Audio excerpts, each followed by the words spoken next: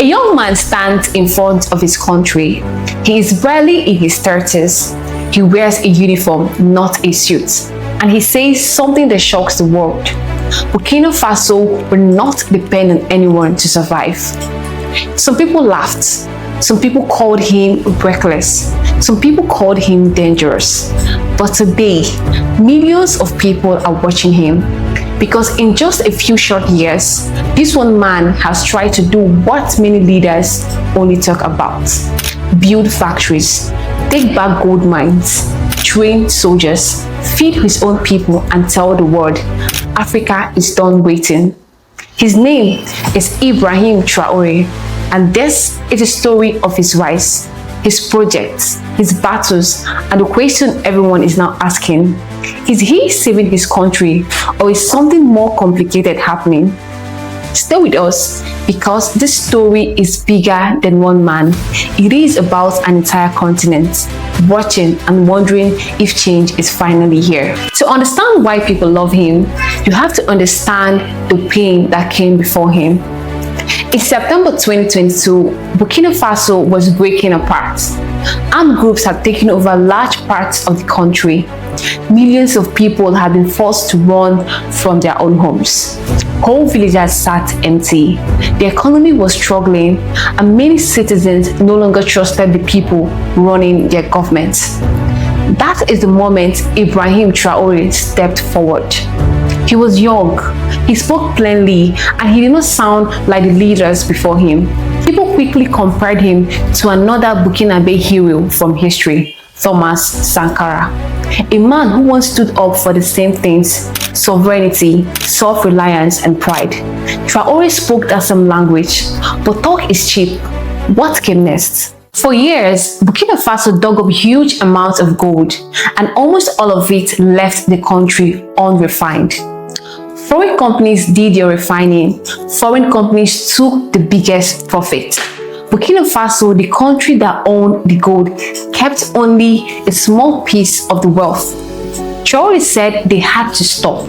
His government began building a national gold refinery, a place Burkinabe gold could finally be refined inside Burkina Faso. That single project meant more local jobs, more tax money staying home, and less controlled by outside companies. To his supporters, this was not just business, this was a message, and it said, this is our gold and we decide what happens to it. And across Africa, people began asking the same question: if Burkina Faso can do this, why can't my country? Refining gold was the only first step. Next, Traoré went after the mines themselves. His government increased state-owned ownership in major mining operations. Mining permits were reviewed, and the state-owned mining company grew bigger and stronger. To some foreign investors, this was alarming, but to many ordinary Africans, it looked like something different. It looks like a country finally taking back what was always supposed to be theirs. But here is the hard truth Traoré kept repeating: Africa is rich in resources, but too many of its people remain poor.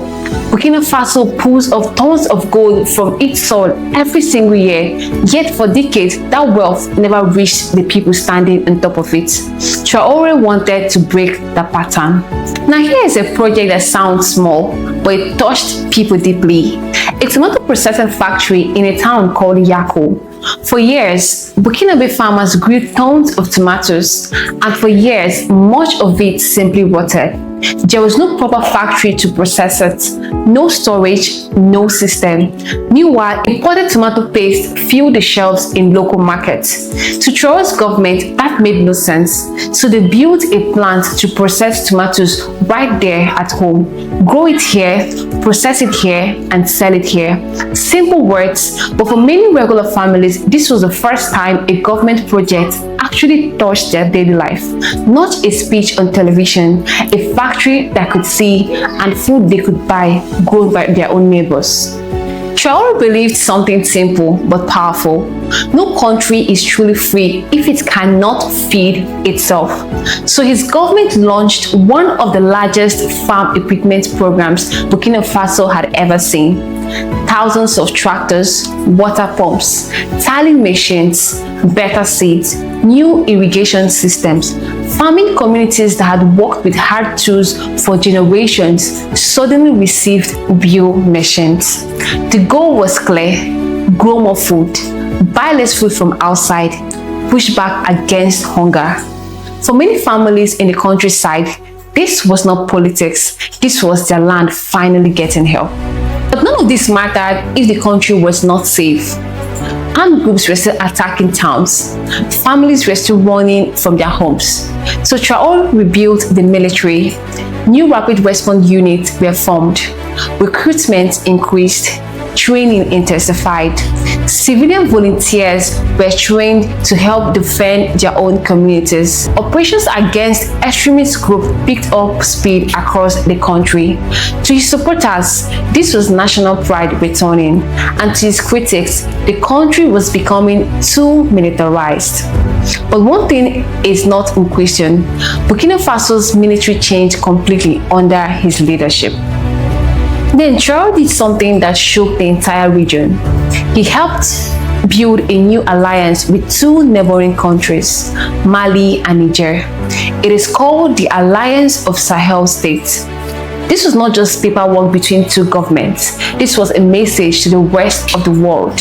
These three nations began stepping away from old military partnership with France and the West. In their place, they pushed for one idea: regional sovereignty, solving their own security problems their own way. France's influence in the region dropped sharply. Other powers, including Russia, stepped closer. And just like that, the balance of power across the Sahel began to shift. Across everything Traoré did, one idea kept repeating: stop digging up raw materials and selling them cheap, only to buy them back later as expensive finished goods. Instead, build the factories at home. His government pushed for more local manufacturing, more processing plants, more homegrown industry. This idea hit hard with young people across the continent. People tired of watching their countries export wealth and import poverty. Too many young Africans online. Traoré did not sound like a normal politician. He sounded like someone trying to rewrite an old, broken system. In a country fighting for its safety, roads are not just roads. They carry soldiers, they carry food, they carry trade, and they connect regions that armed groups have tried to cut off from each other. So new roads were announced, transport routes were discussed, regional connections were pushed forward, and alongside the roads came an even bigger dream: a railway. For years, moving goods across Burkina Faso and its neighbors were slow, costly, and often controlled by outside systems. Traoré's government began pushing plans for new rail lines designed to move gold, crops, and goods more freely across the region. Critics asked a fair question: can a country under constant security threats really afford a project this big? But supporters say the message was never really about trains. It was about a country refusing to think small.